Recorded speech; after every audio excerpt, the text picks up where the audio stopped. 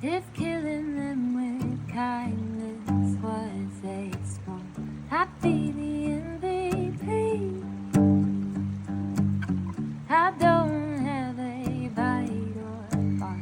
No, everybody tells me I'm too slim. I put you first, and if it hurts, I